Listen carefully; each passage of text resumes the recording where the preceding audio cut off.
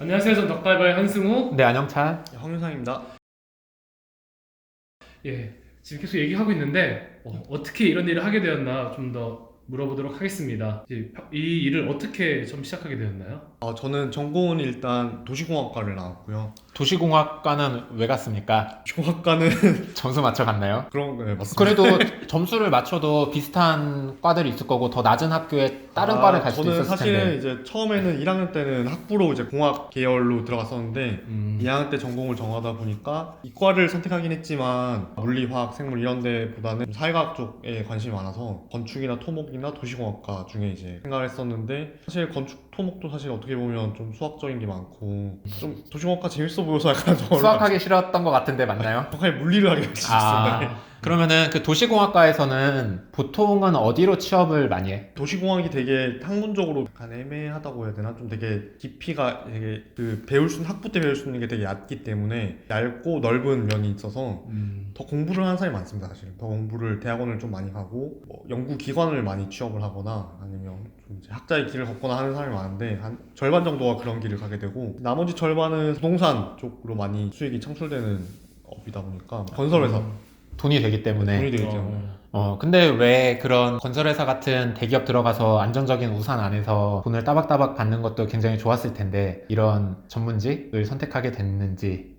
사실 저 평가사랑 되게 사실 인연이 많은데 왜냐하면 저희 전공 이제 선배님들도 사실은 그런 회사도 가지만 평가사가 되게 많습니다. 사실 저희 선배님들이 선배님들이 평가사가 되게 많았고 평가사가 하는 일들을 구체적으로 봤었을 때 되게 좋을 것 같아서 그런 자유도나 그 안정적인 수입 그런 것들이 되게 좋아 보여서 시작하게 됐습니다. 그럼 어떻게 보면은 평가사까지 한 거는 그냥 전공에서 좀 무난한 커리어를 밟아 나갔다고 볼 수 있네. 예, 맞습니다. 저희 과에서 나왔을 때 특별히 왜 뭐 저런 걸 하는 거냐 약간 그런 생각은 없었고 그냥 당연시 하는 약간 분위기. 뭐 행정학과 나와서 행시 네. 한번 보는 것 맞습니다. 같은 느낌이었구나.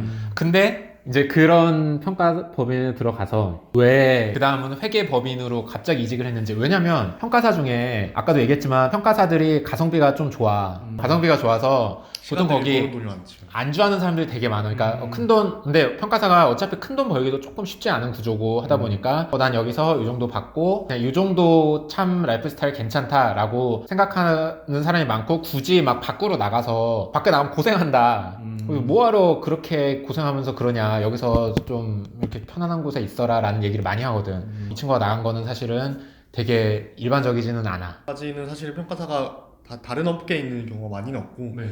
그런 거는 편견일 수 있는데 사실 평가사가 절대적인 숫자가 작기 때문에 또 사실 안 보이는 면이 있긴 한데 뭐 좀 이따 또 말씀드리겠지만 생각보다 많이 있어요. 다른 업계에 나와 있는 분들 생각보다 많이 있고 근데 어쨌든 제가 나오게 된 계기는 그때 당시가 사실 제가 나이가 그렇게 많지는 않았습니다. 그때 29에 시작했으니까 그때 당시에는 아직까지 20대였고 그 일을 1년 동안 하고 나서 이 일은 내가 나중에도 어떻게 보면 할 수 있겠구나라는 좀 그런 생각이 들었었고 내가 좀 나이가 어릴 때라도 좀 다른 일을 한번 해보자 라고 생각했던 게 있었고 사실 회계법인에서 하는 일들이 사실 되게 좀 재밌어 보이긴 했었어요.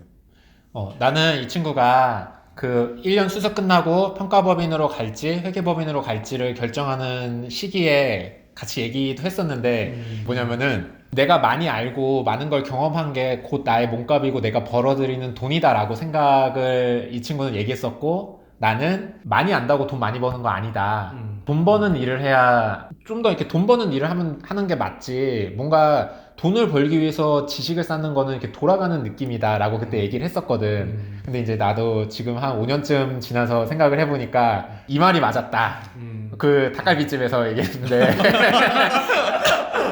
이거 되게 공감해. 그러니까 그 당시에 딱 눈에 보이는 돈만 쫓아서 가기에는 그게 더 내가 처한 상황에서는 돈을 잘 벌 수 있었을 텐데 결국은 내가 더 높은 점프를 하려면은 더 배우고 경험하고 어떤 판단력들을 기르고 이런 것들이 필요하더라고. 그런데 왜 회계법인으로 갔어요? 감정평가법인이 간 게 아니라 나중에? 회계법인 안에서도 되게 분야가 많이 있는데 제가 갔던 회계법인은 대형사 네 군데 중에 한 군데긴 하거든요. 근데 그 회계법인은 어떻게 보면 대기업처럼 이렇게 시스템이 잘 짜져 있기 때문에 그런 비즈니스가 다 이렇게 영역이 다 확실하게 있는데 제가 갔던 분야는 당연히 부동산 쪽이었습니다. 네. 부동산 쪽이었고 부동산 네. 어떻게 보면 파이낸셜 어드바이저리 하는 그런 분야였는데 네. 그쪽에서 사실은 부동산 일을 배우기가 되게 좋다고 생각했던 게 그쪽에서는 이제 직접 재무 모델링을 할 수 있고 캐시 플로우를 이제 짜볼 수 있고 이런 큰 물건들을 이제 뭐 매각 주관이나 그런 걸 해볼 수 있고 컨설팅 같은 경우도 되게 대형 컨설팅을 좀 많이 했기 때문에 그런 것도 좀 많이 배우는 데 있어서 도움이 많이 될 거라고 생각을 했었어요. 근데 보통 평가사들이 회계법인에 대해 생각하는 거는 돈은 그렇게 더 많이 버는 것도 아니고 어떻게 보면 좀 적게 벌 수도 있는데 개고생한다, 맨날 야근한다 이런 이미지가 있는데 어떻게 생각하십니까? 그래도 좋습니까?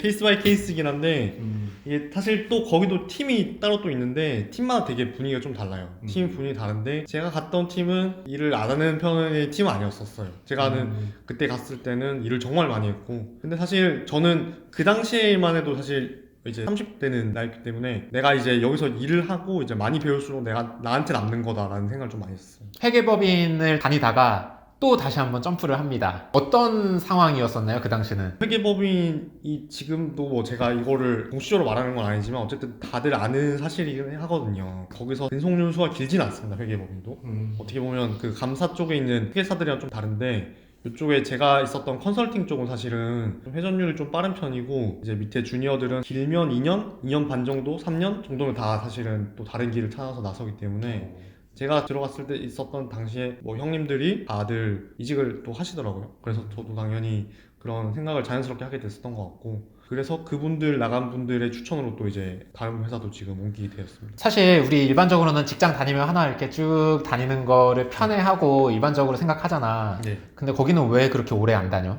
되게 진짜 그냥 단순한 건데 어떻게 보면 이해관계가 안 맞는 거죠. 왜냐면 윗사람들은 윗사람들의 이해관계가 있는 거고 윗사람의 진짜 위에 사람들은 그 회사만의 이제 그런 피라미드 시스템을 구축한 거고 사실 저희는 뭐 저나 이제 다른 이제 뭐 회계사도 그렇고 그런 분들은 절대 거기에 뭐 종속되지 않고 사실은 자기만의 가치나 자기만의 이제 브랜드를 다 가지고 있는 사람들이기 때문에 그런 것들은 자연스럽게 이제 헤어지는 수순이 아닌가. 여기서 배울 것들 다 배우고 나면 이제 나도 내 브랜드를 만들어 나오는 건 되게 자연스러웠다? 예, 맞습니다. 그걸 다 일반화시키긴 좀 힘들긴 한데 저는 일단 자, 그러면은 회계법인에서 나와서 뭔가 어디로 갈 수 있는 곳들을 정할 때 왜 부동산 펀드를 결정하게 됐어? 부동산 펀드 이게 길이 몇 가지가 사실 뭐 많이 있진 않은데 보통 이제 회계법인에 있으면서 자산운용사를 가서 펀드 매니저를 하거나 아니면 증권사를 가거나 뭐 그런 케이스가 제일 많아요. 사실은 그런 케이스 제일 많고 또 이제 약간 뭐 금융권에 있는 사람들 좀 많이 아시는데 자산운용사랑 증권사랑 또 약간 스타일이 많이 다르기 때문에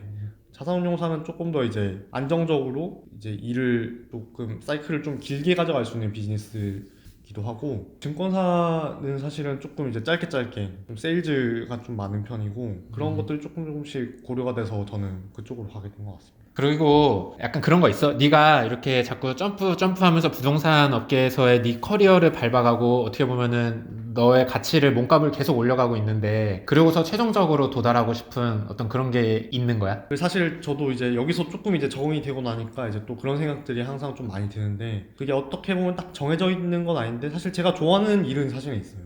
저는 이제 개발 쪽 프로젝트 좀 많이 좋아하고 이쪽 부동산 펀드라고 하면 되게 안정적인 실물 자산을 좀 많이 하는 편인데 저희 회사는 이제 개발 프로젝트를 되게 많이 하는 편이에요. 개발 프로젝트 많이 해서 사실은 저는 시행 쪽 하는 일도 되게 관심이 많고 그리고 개발과 금융과 같이 이제 맞물려서 할 수 있는 우리 황윤상 매니저님이 대학교 들어와서부터 여기까지 오게 된 일에 대해서 얘기 잘 들어봤습니다. 네, 여기까지 하겠습니다. 감사합니다.